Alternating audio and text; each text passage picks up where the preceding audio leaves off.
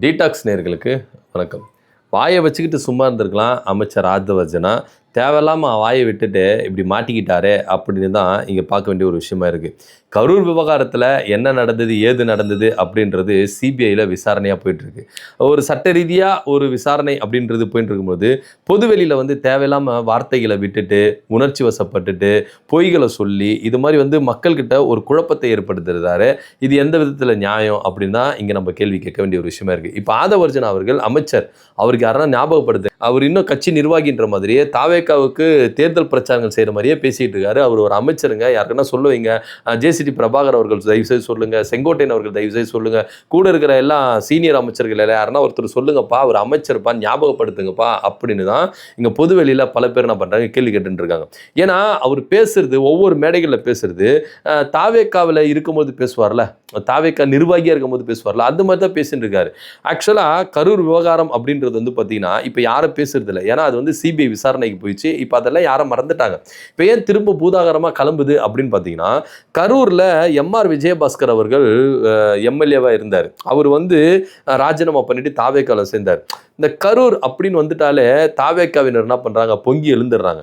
ஏன்னா அவங்க மேலே இருக்கிற தப்பை மூடி மறைக்கணும்னா இன்னொருத்தருக்கு மேலே என்ன பண்ணணும், பழியை சுமட்டணும்.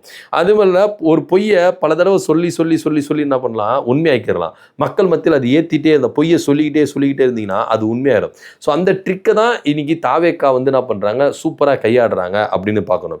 ஏன் அப்படின்னா, இந்த கரூர் விவகாரத்தில் ஆரம்பத்திலிருந்து இப்போ வரைக்கும் திமுக தான் காரணம், மு.க. ஸ்டாலின் தான் காரணம், உதயநிதி ஸ்டாலின் தான் காரணம் அப்படின்னு சொல்லிட்டு திமுகவை மட்டும்தான் டார்கெட் பண்ணிக்கிட்டு இருக்காங்க தாவேக்கா.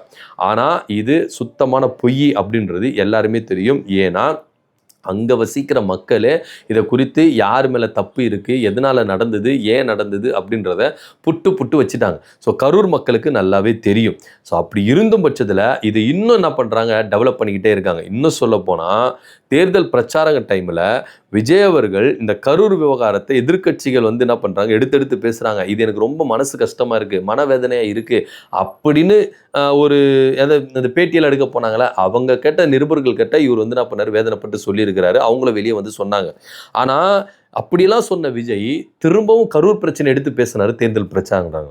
இன்னும் சொல்லப்போனால் திமுக தலைவர் மு.க. ஸ்டாலின் அவர்கள் முதலமைச்சராக இருக்கும்பொழுது கரூரில் நடந்த இன்சிடென்ட்டுக்கு விஜய் தான் காரணம்னு சொல்லிட்டு பழி அவங்க மேலே தூக்கி போட்டார் அப்படின்னு சொல்லிட்டு ஒரு நரேட்டிவ் செட் பண்ணார், ஒரு பொய்யை சொன்னார். எந்த இடத்துலையும் எந்த விதத்திலையும் அப்போ முதலமைச்சராக இருந்த மு.க. ஸ்டாலின் அவர்களோ இல்லை திமுகவோ எந்த விதத்திலையும் கரூர் சம்பவத்துக்கு விஜய் அவர்கள் தான் காரணம், தாவேக்கா தான் காரணம் அப்படின்னு ஒரு இடத்துல கூட பதிவு பண்ணலை அந்த டைமில்.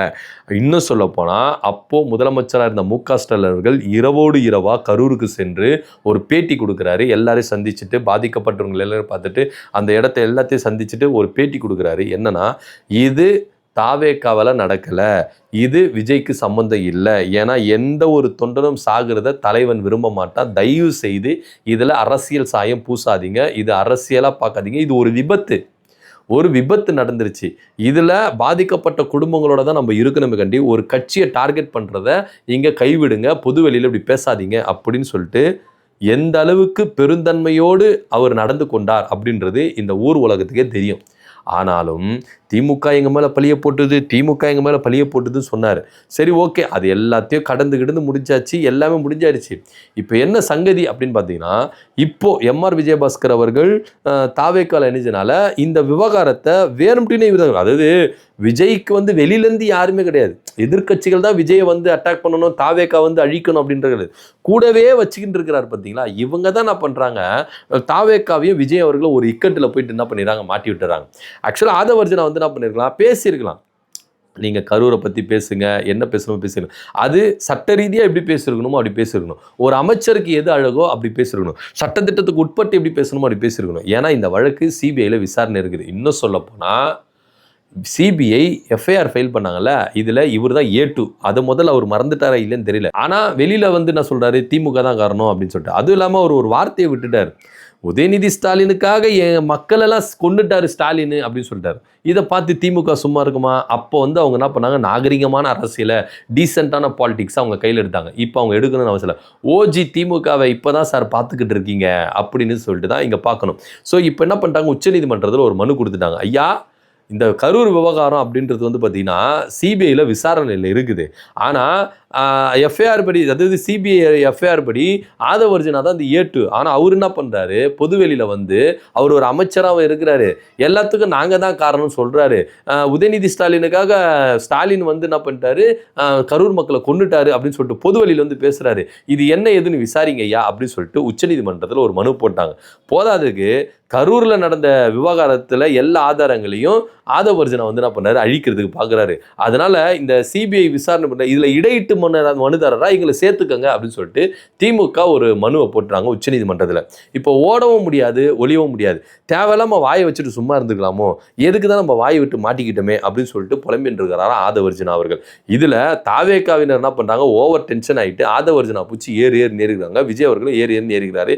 எதுக்குப்பா உனக்கு தேவையில்லாது இது, அவங்க பாட்டுன்னு அவங்க போயிருந்தாங்க. கரூரில் சம்மந்தப்பட்டவர் வந்து சேர்ந்தாங்கன்னா அதை பற்றி விசாரிக்கிறத பேசுறதை விட்டுட்டு தேவையில்லாமல் வெளியில் போகிற ஓனாவை வேட்டிக்குள்ளே எடுத்து விட்ட மாதிரி கதை மாதிரி நீ இது மாதிரி பண்ணிட்டியே, எதுக்கு இப்போ பாருங்க உச்சநீதிமன்றத்தில் போயிட்டு திமுக மனு கொடுத்துருக்கு. இப்போ என்ன பண்ணுவேன், ஒருவேளை திமுக அவதூறு வழக்கு போட்டாங்கன்னு வச்சுக்கோங்களேன், அனிதா ராதாகிருஷ்ணன் மாதிரி ஆதவர்ஜுனா கைது பண்ணப்படுவாரா? ஏன்னா முன்னாள் முதலமைச்சருடைய பேருக்கு குந்தகம் விளைகிற அளவுக்கு, அவர் பேர் கெடுற அளவுக்கு ஆதவர்ஜுனா பொதுவெளியில் பேசியிருக்கிறார். இதை குறித்து யாராவது அங்கே கம்ப்ளைண்ட் கொடுத்துட்டாலோ, இல்லை உச்சநீதிமன்றத்தில் மனு போட்டாலோ, இல்லை போலீஸ் ஸ்டேஷனில் கம்ப்ளைண்ட் கொடுத்துட்டாலோ ஆதவர்ஜுனா அவர்கள் கைது செய்யப்படுவாரா அவதூறு வழக்கில் அப்படின்ற ஒரு கேள்வி இருக்குல்ல.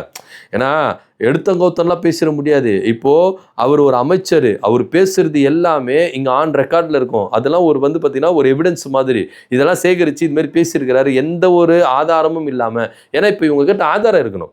ஸ்டாலின் தான் இதுமாரி செஞ்சார், உதயநிதி ஸ்டாலினுக்காக தான் செஞ்சார்னா ஏன் செஞ்சார், எதுக்காக செஞ்சார் அப்படின்ற ஆதாரம் இவங்ககிட்ட இருக்கணும். ஆதாரம் எதுவுமே இல்லை. அதுவும் இவர் அமைச்சராக இருக்கும்பொழுது காவல்துறையை வந்து என்ன பண்ணுறாரு, விமர்சிக்கிறார், கண்ணியம் இல்லாமல் பேசுகிறார். ஸோ இது எந்த விதத்தில் நியாயம் அப்படின்னு தெரியல. உங்கள் முதலமைச்சர் கீழே இருக்கிற காவல்துறையை நீங்களே இது மாதிரி கழுவி ஊற்றுனா எப்படி சார் அப்படின்றதா எல்லாரும் கேள்வி கேட்டுட்டு இருக்காங்க. ஸோ எப்படி பார்த்தாலும் ஆதவர்ஜுனா அவர்களால் தாவேக்காவுக்கு ஒரு பெரிய சிக்கல், விஜய் அவர்களுக்கு ஒரு பெரிய சிக்கல் அப்படின்னு பார்க்கணும். இப்போ திமுக சும்மா இருந்ததுனால தானே நீங்கள் எகிரி அடிக்க ஆரம்பிச்சிங்க. திமுக வந்து எது கேட்டாலும் எது சொன்னாலும் நம்ம எந்த பழியை சுமத்தினாலும் திமுக அமைதியாகவே போயிட்டு இருக்கு. ஸோ இன்னும் அவங்க மேலே பழியத்து போடுங்கப்பா அப்படின்னு சொல்லிட்டு இஷ்டத்துக்கு நீங்கள் பேசிட்டு போகிறீங்க. ஸோ கரூரில் என்ன நடந்து ஏது நடந்து சொல்லிட்டு அந்த பகுதியில் இருக்கும் பாதிக்கப்பட்டவங்களுக்கு தெரியும், அந்த ஊர் மக்களுக்கு தெரியும் என்ன நடந்தது ஏது நடந்தது. ஸோ இவங்களாவே ஒரு நெரேட்டிவ் ஆரம்பத்துலேருந்து செட் பண்ணியிருந்தாங்க. சரி ஆட்சி அதிகாரத்தில் இவங்களுக்கு வந்துருச்சு, இவங்களாச்சுன்னா இறங்கி வந்து விசாரணை நடத்தி யார் மேலே தான் தப்புன்னு சொல்லிட்டு இவங்க நிரூபிக்கிறாங்களா, இவங்களும் நிரூபிக்க மாட்டாங்க. ஸோ எதுவுமே நடக்காமல் பொதுவாக வந்து திமுக தான் காரணம்னு சொல்லிட்டு அவங்க மேலே பழிய போட்டு இவங்க எஸ்கப் ஆகிறதான் இங்கே பார்க்குறோம். ஆனால் இந்த தடவை திமுக விடல, உச்சநீதிமன்றத்துக்கு போயிட்டாங்க. உச்சநீதிமன்றத்தில் போயிட்டு மனுவும் போட்டாங்க. இப்போ இடையிட்டு மனுவா இவங்க சேர்த்திருக்கிறாங்க. அது மாத்திரம் இல்லாமல் ஆதாரங்கள் அழிக்கிறதுக்கு ஆதவர்ஜுனா ட்ரை பண்றாரு அப்படின்ற ஒரு குற்றச்சாட்டு முன் வச்சிருக்காங்க. உச்சநீதிமன்றம் இதுல என்ன விசாரணை நடத்த போறாங்க, என்ன கருத்து தெரிவிக்க போறாங்க, உத்தரவு பெரிய போறாங்க அப்படின்னு பொறுத்து பார்க்கலாம். இதை பத்தியோட கருத்து அப்படின்னு கீழே கமெண்ட் பண்ணுங்க. நன்றி, வணக்கம்.